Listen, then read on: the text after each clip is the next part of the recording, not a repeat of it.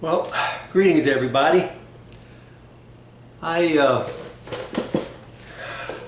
just wanted to tell a little story about my father and for all the nonsense that we seem to be going through nowadays, and I don't mean with the COVID, that's something that stands on its own, but all the civil unrest and all of the people that want to take or destroy. I don't care if it's Black Lives Matter, I don't care if it's white supremacists, I don't care if it's gangs, I don't care what it is. But nobody's happy, and everybody's complaining, and everybody's busting everybody else's stuff up, and they all want something for themselves. They want to give it to them. And made me think about my dad and what my dad went through. My dad was born in 1921. Back in those days, you had just come out of World War II, and you're going in World War I, excuse me, and you're going into the Great Recession that lasts, what, 10 to 20 years, pretty much. The only thing that kick-started the economy, sad as it sounds, is World War II, and the production that everything that was created by that. And 1921, gets married, has a couple of kids, and that's by 1943. So the war's already started, and he's one of the last to be called because he has a job. He's working at a brickyard. Where basically people are getting killed every day from piles of bricks falling on them, because that's next to the shipyard where people are getting killed every day next to who the hell knows what's falling on them. But my dad, he's my hero.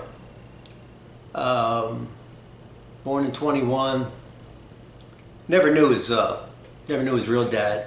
Not because by today, like where there's people having kids out of wedlock, and then there's all these wonderful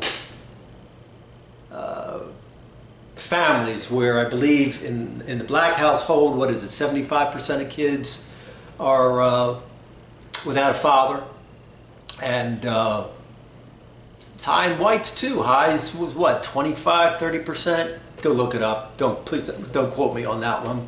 But overall, the non-dad accounting factor in this country stinks. So my dad never got to meet his dad. He was killed when a pile of bricks fell on him in 1921 before he was born. Then, fortunately, his mom found somebody, called him Pops, married him, turned out to be a great guy. I didn't get to know him that well because I was young. He passed away from lung cancer from smoking those wonderful unfiltered cigarettes that everybody smoked back then. But anyway, fast forward through my dad's childhood, not having much, but he had a mom and he had a stepdad. And so at least he had that nuclear family that everybody says, that's not such a great thing anymore. Yeah, you're full of crap if that's what you think. But anyway, so it's 43. We're in the midst of hellacious war. Europe, Italy, Africa, Japan, just, my Lord. So my dad finally gets called up. And the way it works is, you get your papers, buddy. If you can pass the physical, you're over there. So he went over there.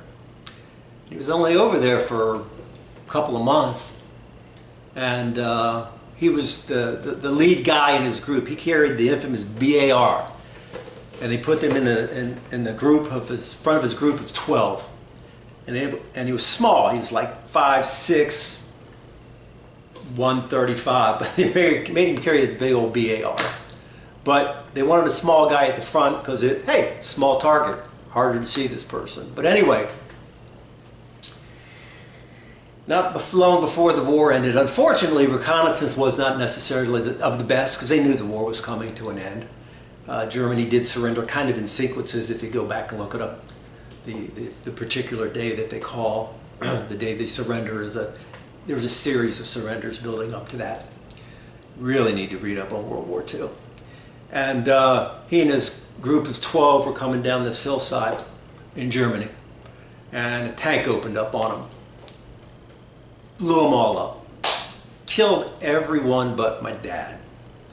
And they said the only reason my dad survived was because he was so small. Instead of all that shrapnel just literally going through him and chopping him up and all that, the percussion of the blast lifted this little guy up and threw him. He doesn't have a clue how far. So he laid out in this field, bleeding, in and out of consciousness for a day and a half.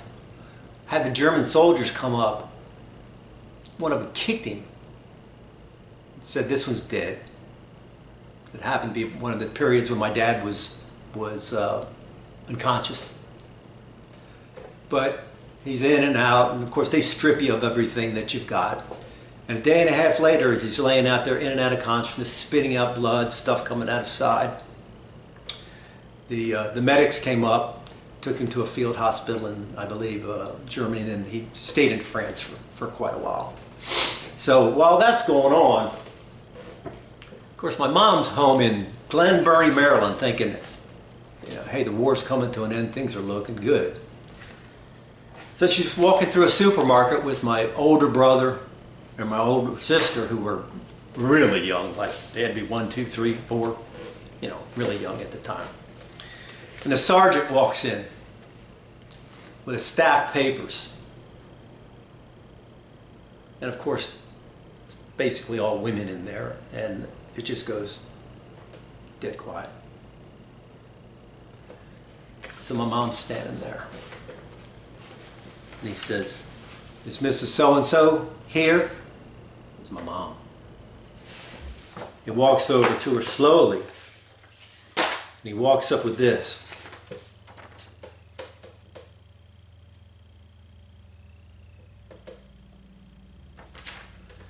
Basically what it says is, and check this date out, because remember, the Germans basically surrendered. Hypothetically, VA Day was May 7th, 1945. This is dated, son of a bitch. This is dated May 7th, 1945. It says, "Dear Mrs. Janet, in Pasadena, Maryland, the Secretary of War desires me to express his deep regret that your husband, Private blank, first name was Arnold, was seriously wounded in Germany 21st of April, 1945. Hospital sending you a new address and further information. Unless such new address has been received, address mail for him. Quote, rank, name, serial number, hospitalized, yada, yada, yada. From the adjunct general." Has the name of the officer, Kelling.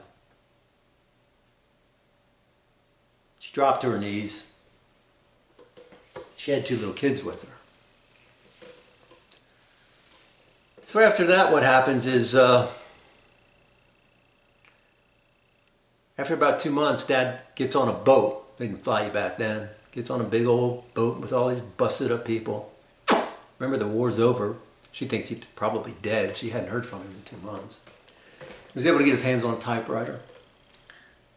And he'd get enough strength every once in a while to type a letter. And it took him 2 days to type about 3 sentences. And the one thing they would do is they'd fly those letters back home really quick. So she got it before he got back. So she knew he was alive. I think he ended up going to Walter Reed Hospital. I believe that's in Northern Virginia. Again, I'm not great on some of this stuff, but I mean, this was eight years before I was even born. And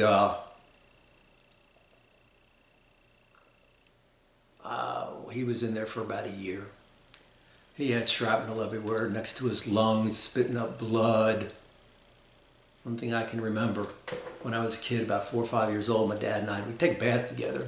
He'd sit up in the front, I'd sit in the back. Little kid all curled up there, and I loved his back wash, so I'd wash his back and I'd scratch it and all that stuff. And I'd take my fingers at the same time and I'd run it down these chasms of wounds in his back. And it never seemed to bother him. And as a kid, I didn't really know what I was doing, but I look back on it now and it's like, God damn, sorry, but that was tough. So, anyway, that was that. And then what would happen is they couldn't take all the shrapnel out, so until the day he died, about 20 years ago, he'd have to go back into the hospital, get treated for spitting up blood. They'd try to take shrapnel out, but they couldn't because it'd be too close to a nerve. But I'll tell you what the man did. He came back and he had 2 more kids, stayed with that same wonderful woman, and he made something of himself. So I want to know who out there has it any friggin' worse. You want to burn down buildings, you want to bitch and you want to complain. He and all, that's why they call him the greatest generation. They sucked it up. He had a crappy life after that. He had a crappy life before that. But you know what? I never heard him complain. Not once. Never. That's why he's my hero. But you know what he did? He made something of himself. And that's what you people need to do now, is shut up, out and do something like he did.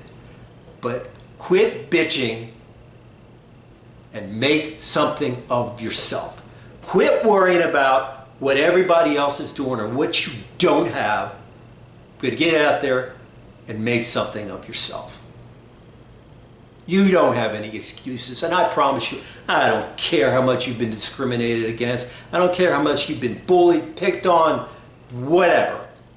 Get out of your seat and make something out of yourself. He came home to a wife, 2 kids, and he couldn't even work for 2 freaking years. And then when he did work, it was this and that until he finally found a trade, 2 more kids. When he passed away, the man even had some friggin' money. I didn't want it. That was distributed to my 3 brothers and sisters and myself. That's how hard he worked. And they lived very modestly. So, this is what he got to show for everything.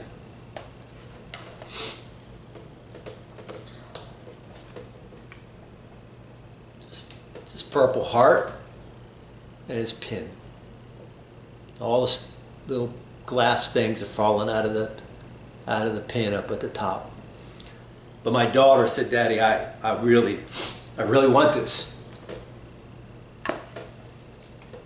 So I'm going to give that to her within the next week or 2. But that's my point. Nobody realizes how good they friggin' got it. I don't care. He came back for the brink of death, made a success of himself, raised 4 kids that are all self-dependent. And I don't want to hear from women that, well, you're a man, and men have an advantage. I don't want to hear from a black guy, you're white because you all had an advantage. I don't want to hear anything from anybody. We didn't have squat. We lived in a crappy area outside Washington, D.C. But we all made it through high school. We all worked up crappy jobs at McDonald's and all those wonderful places that you all want to make $20. I made $1.35 an hour when I worked at McDonald's. But you know what? It got me through junior college. It got me to meeting a man that was a master journeyman cabinet maker from England. And he took me under his wing and made me a cabinet maker. And fortunately, I knew I was good at that because we used to have industrial arts in high school. And I knew that was where my ability lied. And then I became a businessman, started a business. My brothers and sisters all went to school, to college, became teachers, became educators, became grocery store managers. They're all doing fine. But we didn't start with squat. We didn't start with squat. So I don't want to hear it. I really don't want to hear it anymore. Nobody's getting my sympathy anymore. Especially those of you that are just fine. It's only you that are keeping yourself from getting somewhere. And this goes to everybody.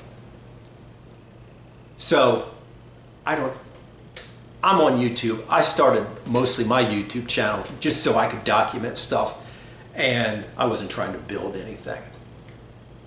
It was a great way if I went out, I didn't have to carry pictures. I could go to YouTube and I could show them progressions and stuff like that.